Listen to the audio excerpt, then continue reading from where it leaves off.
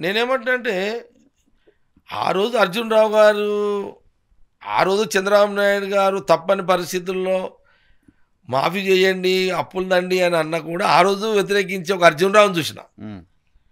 ఈరోజు కేసీఆర్ అప్పులు దండి అంటే తెచ్చే అధికారులనే చూస్తున్నాను నేను అప్పులు. ఏంది అది 6 లక్షలు 7 లక్షలు ఇప్పుడు నేను మనం బడ్జెట్లో చూసినాం కదా. ఇప్పుడు సీఎం రేవంత్ రెడ్డి కానీ లేకపోతే ఇప్పుడు మా ఫైనాన్స్ మినిస్టర్ డిప్యూటీ సీఎం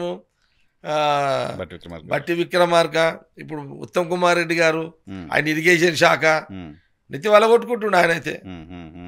ఇదే మాత్రం ఆయన దిగిపోయినా కూడా 25,000 కోట్లు టేబుల్ మీద ఉన్నాయి అంటున్నాడు ఉత్తమ్ కుమార్ రెడ్డి ఇరిగేషన్ మినిస్టర్గా.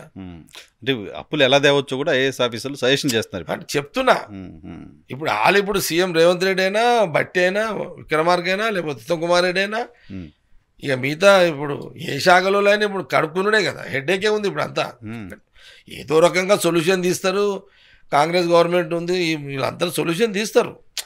పరిపాలన చేయాలి, బాధ్యతాపరంగా చేయాలి. కానీ 6 లక్షలు 7 లక్షలు అప్పు తీసుకురండి అని తెచ్చే అధికారులు ఉన్నారు అంటే ఆ రోజు అర్జున్ రావు అట్లా చూసినా ఇప్పుడు కేసీఆర్ సీఎం ఉన్నప్పుడు 6-7 లక్షల అప్పు అంటే అబ్బో ఇది చాలా ఎక్కువ. అంటే ఇదంతా నీ పబ్లికే కదా. అవునా, నాకు ఒక దేశం నాకు అంటే నేను కొంత నాకు తెలియదు కదా, ఒక ఏదో దేశం అన్నారు, ఆ పేర్లు నాకు పెద్దగా నోటెడ్ రావు నాకు. ఎందుకంటే సంగారెడ్డి, పడంచెరు, ఈ మాదాపూర్ తప్పితే నాకు నోటికి అవి ఉండయి. ఇక వేరే దేశాలలో పేర్లు నాకు నోటికి రావు. ఆ మధ్యలో ఒకసారి ఎవరు అన్నారు నాతోటి, ఆ దేశంలో అప్పులు చేసి చేసి చేసి చేసి కొన్ని సంవత్సరాలు ఒక 20 ఏళ్ళు అప్పులు చేసిరంట. ఆ దేశం ఆర్థిక అభివృద్ధి చెందిన అంటే మన తెలంగాణ తిరుపడు. ఇప్పుడు కాంగ్రెస్ గవర్నమెంట్ ఆ రోజు దిగిపోయేటప్పుడు రాష్ట్ర విభజన రోజు కాంగ్రెస్ పార్టీ సోనియా గాంధీ, రాహుల్ గాంధీ రాష్ట్రం డివైడ్, ఏ రాష్ట్రం ఆ రాష్ట్రం, తెలంగాణ రాష్ట్రం ఇచ్చే రోజు ఏపీకి అప్పులు ఉన్నాయి, తెలంగాణకు 70,000 కోట్లు డబ్బులున్నాయి, సిలకు ఉన్నాయి. ఇక్కడ ఇది వాస్తవం. ఇప్పుడు ఈ 70,000 ఓంగా 6 లక్షలు 7 లక్షలు ఇప్పుడు సీఎం రేవంత్ రెడ్డి, బట్టి Vikramarka, deputy CM, finance minister Uttam Kumar Reddy చెప్తున్నారు. ఇప్పుడు లెక్క అది వాస్తవం. అది పేపర్లలో, మీడియాలో కూడా అదే వాస్తవాలు కాబట్టి వచ్చేసినాయి. ఇప్పుడు అది ఇప్పుడు 10 ఏళ్లలో ఇంత అప్పు, 10 ఏళ్లలో ఇంత అప్పు. అంతకుముందు రాష్ట్ర విభజన కంటే 70 ఏళ్లలో ఎంత 60,000 కోట్ల అప్పు. రాష్ట్ర విభజన కంటే ముందు ఉమ్మడి రాష్ట్రం యొక్క అప్పు 60,000 కోట్ల అప్పు. ఇప్పుడు ఈ 60,000 కోట్ల అప్పు ఉమ్మడి రాష్ట్రం ఎంత 70 ఏళ్లలో. సరే, ఆనాటి నుంచి మనం కాంగ్రెస్ ప్రభుత్వమే చేసింది. ఆ రోజు చెన్నారెడ్డి గారు కానీ, విజయభాస్కర్ రెడ్డి గారు కానీ, లేకపోతే దామోదర్ సంజీవయ్య కానీ, లేకపోతే టంగుటూరు అంజయ్య కానీ, 90s తర్వాత ఎక్కువ 80s నుంచి మాట చెప్తున్నా, ఎన్టీ రామారావు గారు కానీ, చంద్రబాబు నాయుడు గారు, రాజశేఖర రెడ్డి గారు, రోషయ్య గారు, కిరణ్ కుమార్ రెడ్డి గారు, ఇంతమంది ముఖ్యమంత్రుల పరిపాలన తర్వాత రాష్ట్ర విభజన జరిగినప్పుడు అది మన ఆంధ్రప్రదేశ్ విభజన జరిగేటప్పుడు ఈ ఉమ్మడి రాష్ట్రానికి అప్పు 60,000 కోట్లు.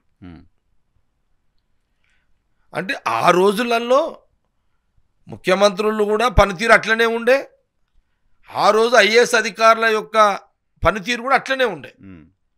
విచ్చలవిడిగా అప్పులు చేయాల్సిన అవసరం లేకుండానే ఎట్లా పరిపాలన అందియాలనేదే చేసుకుంటూ వచ్చారు. ఇప్పుడు నేను చర్చ చూసిన, ఇరిగేషన్ చర్చ చూసిన, ఇటు సీఎం రేవంత్ రెడ్డి కానీ, అటు బట్టి విక్రమార్క, ఉత్తమ్ కుమార్ రెడ్డి గారు ప్రజెంటేషన్ అంతా చూసిన, చాలా మంచిగా చెప్పారు, వాస్తవాలే చెప్పారు. అంటే అవినీతి జరిగింది, కానీ ఈ అవినీతి జరిగిందని ఎంత చెప్పినా పబ్లిక్ అది ఎంత అవినీతికి జరిగింది కదా, అట్లని వీళ్ళ మీద ఎంత నెగిటివ్ వాళ్ళ మీద ప్రజలు తప్పు పట్టినా లేదో నాకు తెలియదు. నేను ఆ చర్చలకు పోను, అవినీతి పంచాయతీలో పోను. కానీ నువ్వు అప్పుడు 60,000 కోట్లు అంటే 70 ఏళ్ళ స్వతంత్రం వచ్చిన తర్వాత ఉమ్మడి రాష్ట్రంలో రాష్ట్ర విభజన కంటే ముందు ఉమ్మడి రాష్ట్రంలో 60,000 కోట్ల అప్పు ఉంటే కేసీఆర్ గారు విభజన అయిన తర్వాత ముఖ్యమంత్రి అయిన తర్వాత ఈ 9-10 ఏళ్లలో 6 నుంచి 7 లక్షల కోట్ల అప్పు చేశారు. సంవత్సరానికి 60,000 కోట్ల పైన. ఎస్, సంవత్సరానికి 60,000 కోట్ల పైన. దీని ఇంట్రెస్ట్ ఎంత కట్టాలి ఇప్పుడు? ఉత్తమ్ కుమార్ రెడ్డి గారు ఏమంటున్నారు అంటే ఇరిగేషన్ మీద ఏదైతే 1,40,000 కోట్లు అయితే చేసిర్రో సంవత్సరానికి 18,000 కోట్లు ఇంట్రెస్ట్ కట్టాలండి. ఇప్పుడు నెలకు 1,500 కోట్లు. నెలకు 1,500 కోట్లు ఇంట్రెస్ట్ కట్టాలి. ఇంత 1,500 కోట్లు నెలకు, సంవత్సరానికి 18,000 కోట్లు. 18,000 కోట్లు ఇంట్రెస్ట్ కట్టాలి. ఓన్లీ ఇరిగేషన్ పైన, ఇరిగేషన్ మీదనే. ఇక అర్థమైంది కదా. అప్పు బాగానే ఉంటుంది తెచ్చినప్పుడు, కట్టినప్పుడు మోపడైతే పలిగిపోతుంది. ఇక్కడ పబ్లికే కదా బర్డెన్, పబ్లిక్ బర్డెనే కదా. ఇప్పుడు నేను అప్పు చేస్తే నాది వలుగుతుంది, అది నా సొంతము. కానీ రాష్ట్రం అప్పు చేస్తే పబ్లిక్ది వలుగుతుంది. ఇక్కడ గతంలో ముఖ్యమంత్రుల పరిపాలనలో అప్పులు పోకుండా అప్పుడున్న అధికారులు జాగ్రత్తగా ఉన్నారు, ముఖ్యమంత్రులు జాగ్రత్త ఉన్నారు, బాధ్యత ఉన్నారు. ఇన్కమ్ జనరేట్ ఎలా చేయాలని చూస్తారు. నేను చంద్రబాబు నాయుడు గారు సదాశివ రెడ్డి గారు కలిసినప్పుడు ఆయన ఇష్టంతో చెప్పకపోవచ్చు. అది సదాశివ రెడ్డి ఎమ్మెల్యే గారు అడిగారు కాబట్టి చెప్పిండు.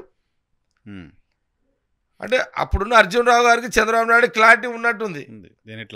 నాయన నేను ఇట్లా అనక తప్పదు, నా ఎమ్మెల్యే వచ్చిండు, నీ డ్యూటీ నువ్వు చేసుకొని ఉండొచ్చు.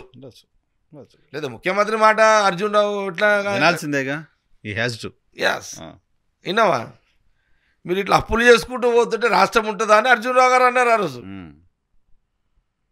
సీఎం అన్న మాటని డినై చేసి ఆయన మాటని ధైర్యం చేస్తాడా? అర్థమైందా? అంటే ఆ చంద్రబాబు నాయుడు గారితో ముఖ్యమంత్రి తోటి ఇక్కడ క్లారిటీ ఉంది.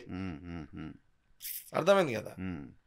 కాబట్టి ఇక్కడ క్లారిటీ ఏముంది? అప్పులు తేవాలనుకున్న కేసీఆర్ గారికి ఎన్నైనా అప్పులు తీసుకురావచ్చు అన్న అధికారులు ఇక్కడ ఉన్నారు. తేడా అంతే. మార్గాలు చూపించే అధికారులు, ఇంకా మార్గాన్ని చూపించే అధికారులు కూడా ఇక్కడ ఉన్నారు. మనము రానున్న జనరేషన్కి మనం ఏమి మనం ఇస్తున్నాం? అప్పులే కదా ఇచ్చేది, అంతే కదా. వాళ్ళకి ఇచ్చేది మనం అప్పులే కదా. ఈ ప్రభుత్వం ఇప్పుడు తీసుకున్నప్పుడు అప్పు కనపడుతుంది. ఇప్పుడు సొంత అప్పు వేరు నరసింహరావు, ప్రజల కోసం అప్పు వేరు కదా. కాబట్టి వెల్త్ క్రియేషన్ పైన దృష్టి పెట్టాలి ప్రభుత్వాలు. ఎస్, వెల్త్ క్రియేషన్ చేసుకుంటూ సంక్షేమ కార్యక్రమాలు. కాంగ్రెస్ ప్రభుత్వం డబల్ డ్యూటీ. కేసీఆర్ 6 లక్షలు 7 లక్షల అప్పు చేసిన దానికి మిత్తి కట్టాలి, మళ్ళీ దీంట్లో అసలు కట్టుకుంటూ పోవాలి. మళ్ళీ మేము ఇక్కడ సోనియా గాంధీ 6 పథకాలు అమలు చేయాలి, అన్ని డిపార్ట్మెంట్ల ఫంక్షనింగ్ నడపాలి, మళ్ళీ అప్పు చేయాలి. ఇక ఇప్పుడు ఏం చేయాలి అనేది బహుశా నాకు తెలియదు. ఎందుకంటే నేను ఇప్పుడు గవర్నమెంట్లో లేను, నేను ఎమ్మెల్యే లేను, ఏం లేను. ఎట్లా చేస్తున్నారో సీఎం రేవంత్ రెడ్డికి, మన బట్టి విక్రమార్క, ఉత్తమ్ కుమార్ రెడ్డి గారికి తెలియాలి. చూడాలి. టఫ్ టాస్క్ కాంగ్రెస్ పార్టీకి. చిన్నది మాటలేం కాదు అది, విన్నరా? చిన్న మాట ఏం కాదు అది.